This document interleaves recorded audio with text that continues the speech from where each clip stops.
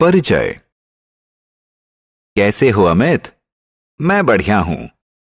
तुम चिंता में दिख रहे हो, क्या बात है? कल मेरी बहन ने मुझसे एक सवाल पूछा और मैं उसका जवाब नहीं दे सका। क्या सवाल है? क्या मैं इसे हल करने में तुम्हारी मदद कर सकता हूं? उसने पूछा कि ऐसा क्या है जो हमें फल भी देता है और लकड़ी भी, जो धरती पर पैदा हो सकता है और पानी में भी, जो घर में पाया जाता है और जंगल में भी। यह तो बहुत आसान है प्यारे। उन्हें वनस्पति या पेड़ पौधे कहते हैं। आओ सीखें। विभिन्न प्रकार की वनस्पतियों का वर्णन करना। किसी वनस्पति के मुख्य भाग का वर्णन करना। वनस्पतियों के मुख्य लाभ बताना। वनस्पति जीवन। नमस्कार दोस्तों, मैं पंकज हूं। क्या आप जानते हैं कि वनस्पति हमारे मित्र भी होते हैं, क्योंकि वो हमें भोजन और जीवन यापन के लिए जरूरी दूसरी कई सामग्री देते हैं। इसके अलावा वो हमें छाया भी देते हैं। वो भी हमारी तरह सजीव होते हैं। उन्हें अपने जीवित रहने और बढ़ने के लिए आहार और जल की जरूरत होती है। उनमें भी हमारी तरह विकसित और लंबे होने की योग्यता होती है। वनस्पतियों के प्रकार।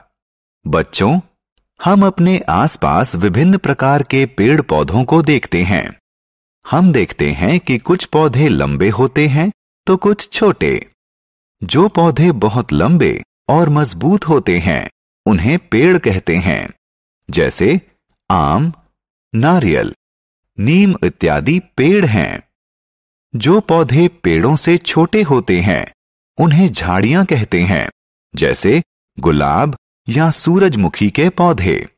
इनके अलावा कुछ वनस्पतियां बहुत छोटी होती हैं। इन्हें शाक कहते हैं। बैंगन और पालक शाक के उदाहरण हैं। बेल और लताएं। दोस्तों, यह जानकर आपको आश्चर्य होगा कि कुछ वनस्पतियां सीधी खड़ी नहीं हो सकती और उन्हें खड़े होने के लिए सहारे की जरूरत होती है। ऐसी वनस्पतियों को बेल और लताएं कहते हैं। बेल किसी सहारे के साथ बढ़ती है, जैसे कि मनी प्लांट। लताएं जमीन पर फैलकर बढ़ती हैं, जैसे कि कद्दू और तरबूज। वनस्पतियों के अंग। दोस्तों, आइए पौधों के विभिन्न अंगों की चर्चा करें। किसी पौधे के मुख्य अंग जड़, तना, पत्ते, फूल और फल होते हैं। आइए एक एक कर इन सभी के बारे में और जानें। जड़ पौधे का सबसे निचला अंग होता है। ये मिट्टी में विकसित होती है और पौधे को जल और खनिज प्राप्त करने में सहायता करती है।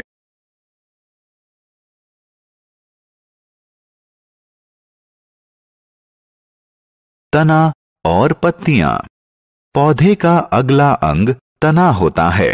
पौधे के कठोर भाग को तना कहते हैं, जो जमीन के ऊपर उगता है। यह पत्ते, फल और फूल को वहन करता है। तना पौधों को सहायता भी देता है। दोस्तों, क्या आप जानते हैं कि तने का कौन सा भाग उन्हें फल तैयार करने में मदद करता है? बिल्कुल सही, पत्तियां करती हैं। पत्तियों का रंग हरा होता है और ये तने से उत्पन्न होती हैं। फूल और फल। दोस्तों, आइए अब हम पौधे के सबसे आकर्षक और सुंदर भाग यानी फूल के बारे में जानें।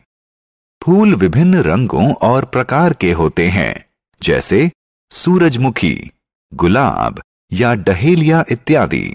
मैं जानता हूं कि आप में से ज्यादातर लोग फल पसंद करते हैं। पौधे के रसदार भाग को फल कहते हैं।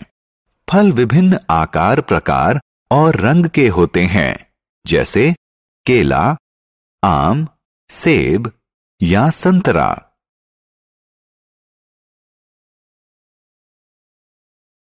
बीज। जब हम सेब काटते हैं तो उसके अंदर क्या देखते हैं? हाँ, बिल्कुल सही, हम छोटे भूरे बीज देखते हैं।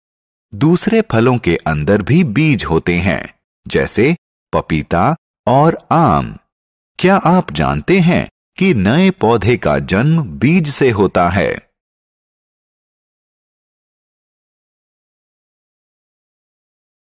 वनस्पतियों का उपयोग। बच्चों, हम जानते हैं कि हम पौधों से खाने की सामग्री प्राप्त करते हैं। भोजन सामग्री के अतिरिक्त हम पौधों से अन्य बहुत सी चीजें प्राप्त करते हैं।